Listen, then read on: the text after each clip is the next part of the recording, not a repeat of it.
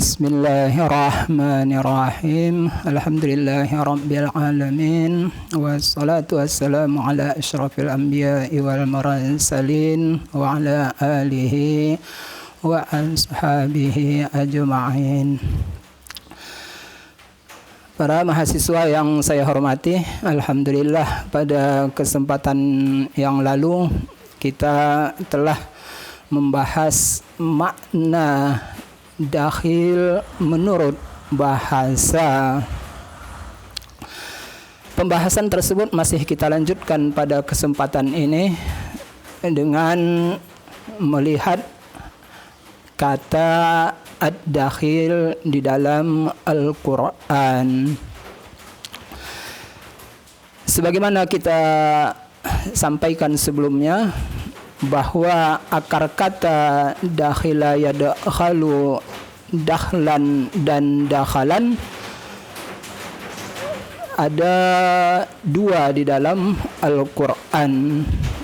Yang pertama di dalam surah An-Nahl ayat 92, dan yang kedua di dalam surah yang sama di dua ayat berikutnya, ayat 94.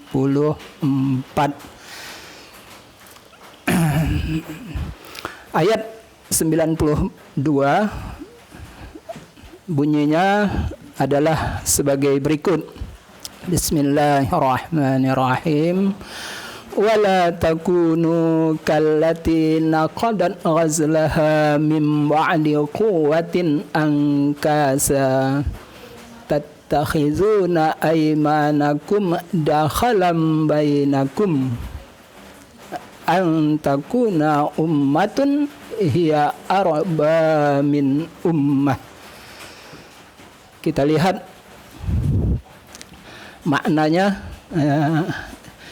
Janganlah kamu seperti seorang perempuan. Siapakah perempuan tersebut?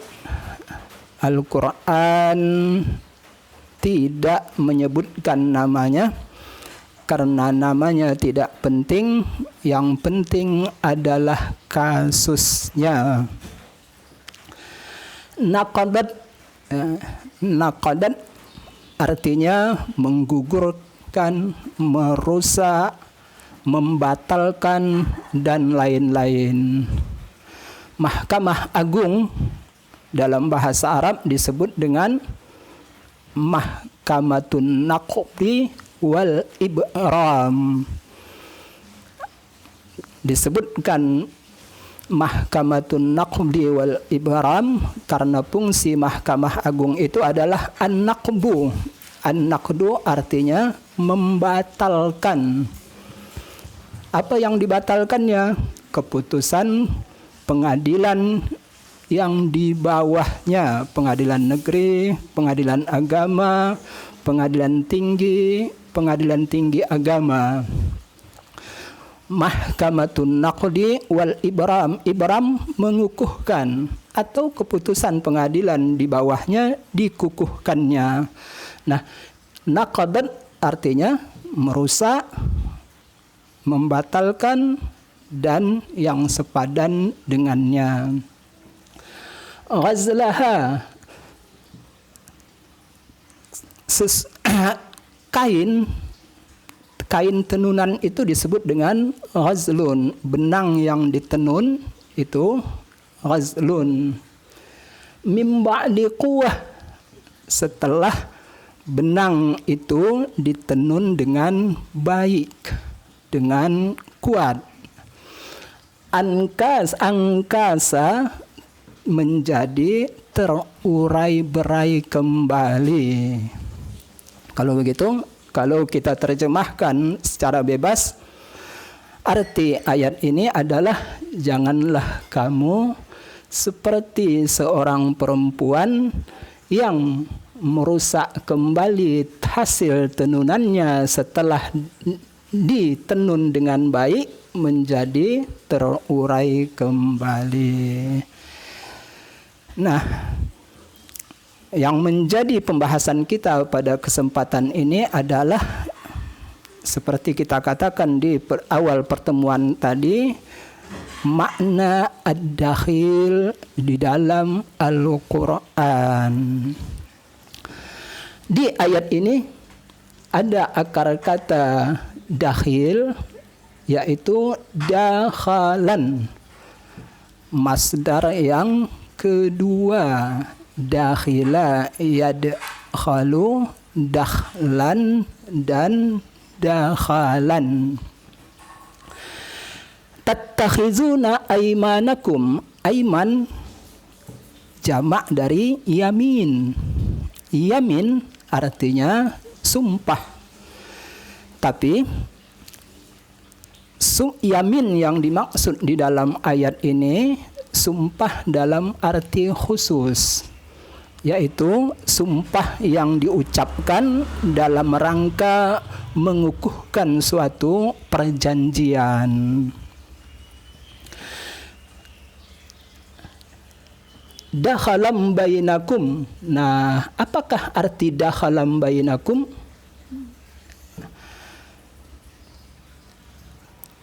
Agar kita lebih paham arti dakhalam bainakum, seperti kita katakan, kita jelaskan sebelumnya, dakhila yadkhalu artinya bagian dalamnya rusak, maka arti dakhalan di sini kita terjemahkan dengan menjadikan sumpah perjanjian kamu itu sebagai alat menipu. Mengapa alat menipu disebut dakhal? Karena di dalam penipuan itu ada cacat tersembunyi, sehingga orang yang tidak menelitinya tidak mengetahuinya.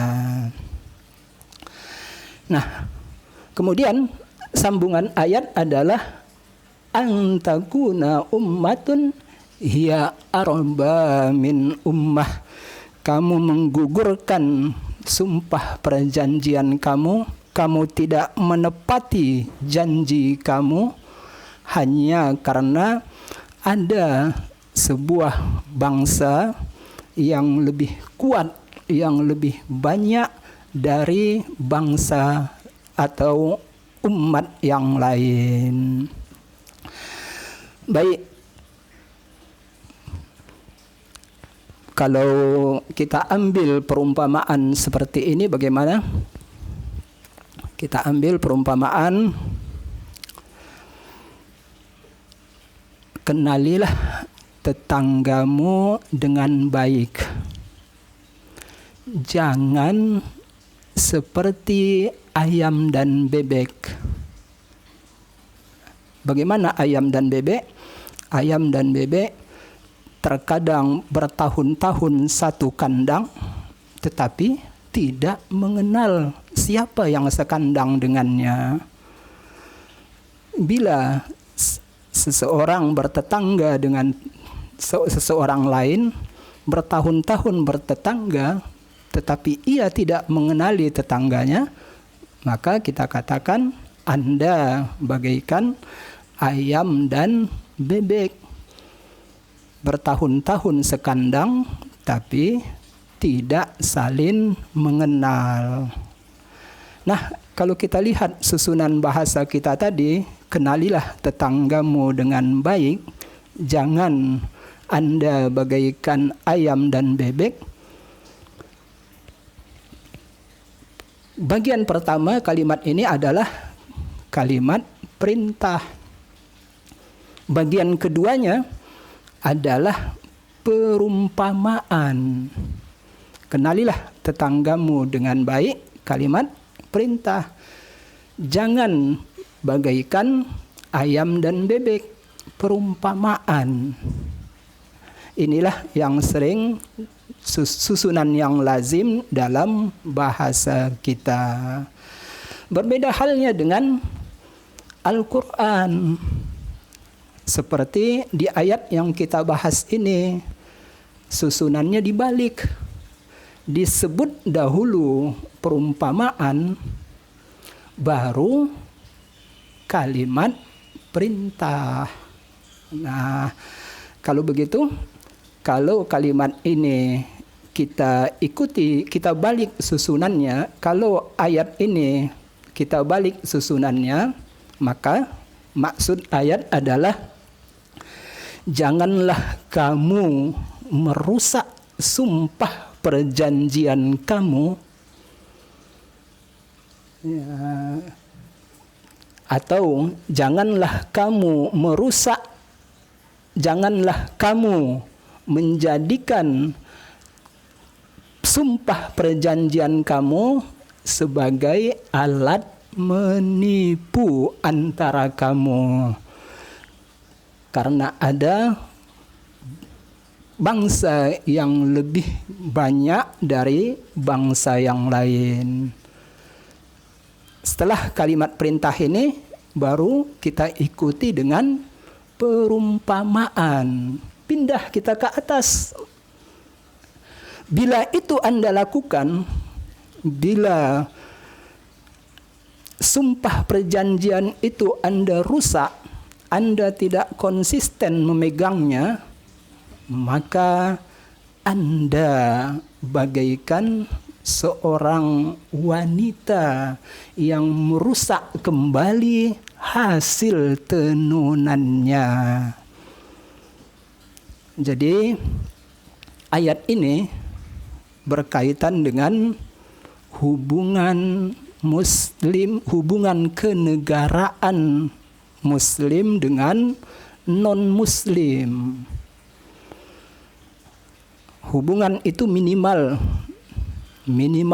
dibangun atas dua dasar.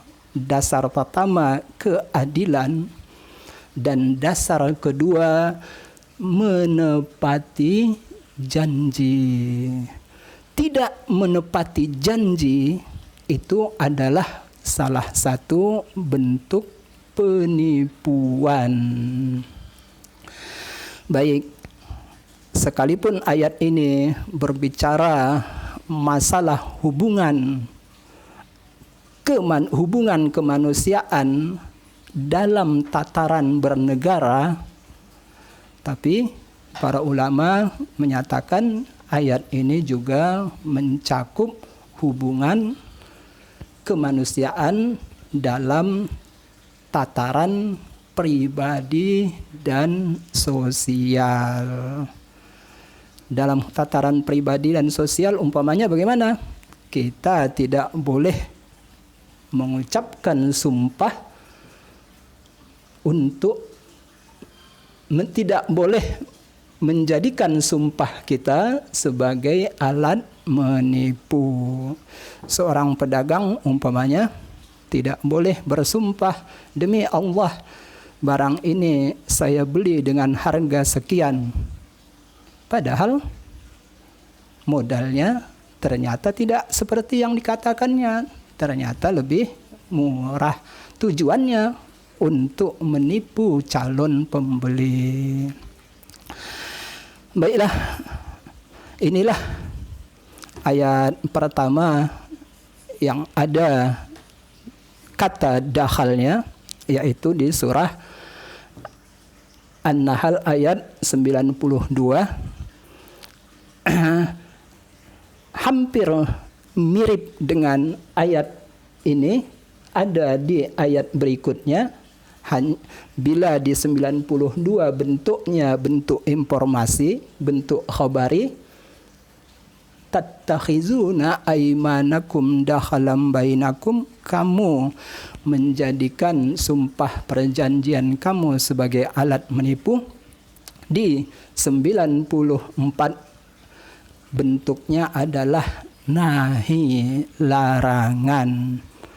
Wala tattakhizu aymanakum dakhalam bainakum, janganlah kamu jadikan sumpah-sumpah perjanjian kamu sebagai alat menipu antara kamu.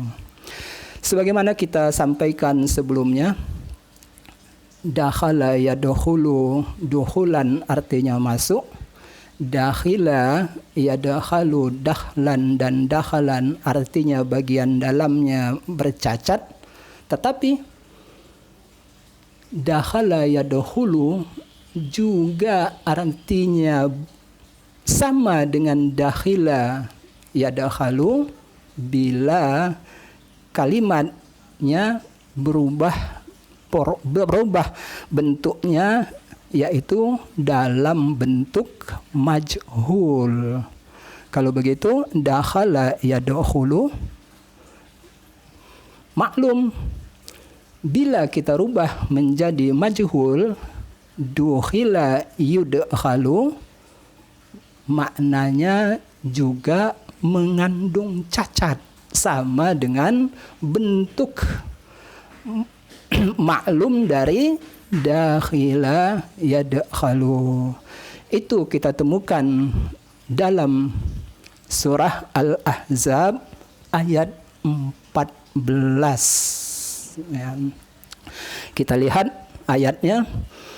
Walau dukhilat alaihim min aqtariha summa su'ilul fitnata la atauha. Ada qiraah yang membaca tanpa memanjangkan hamzah, bukan la atauha tetapi la atauha. Kita lihat di sini bukan dakhalat tetapi dukhilat.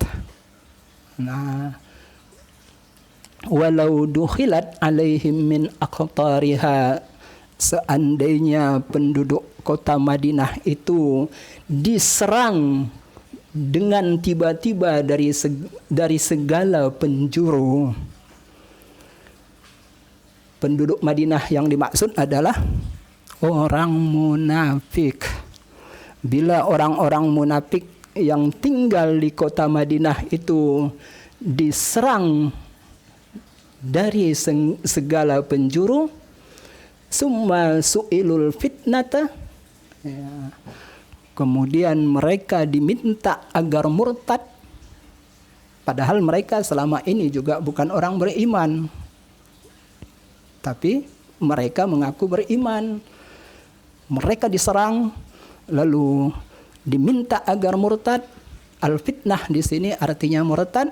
La atauha, mereka akan melaksanakan permintaan itu. Apa yang menjadi pembahasan kita di ayat ini? Dukhilat alaihim artinya diserang dengan tiba-tiba. Kalau begitu, dukhila mengandung makna dakhila, ada cacat di dalamnya. Mengapa ada cacat di dalamnya? Karena serangan tiba-tiba itu menimbulkan kepanikan. Kepanikan itu adalah sesuatu cacat yang tidak kelihatan. Demikianlah 3 ayat yang kita bahas pada kesempatan ini untuk menjelaskan makna dakhil di dalam Al-Quran. Assalamualaikum warahmatullahi wabarakatuh.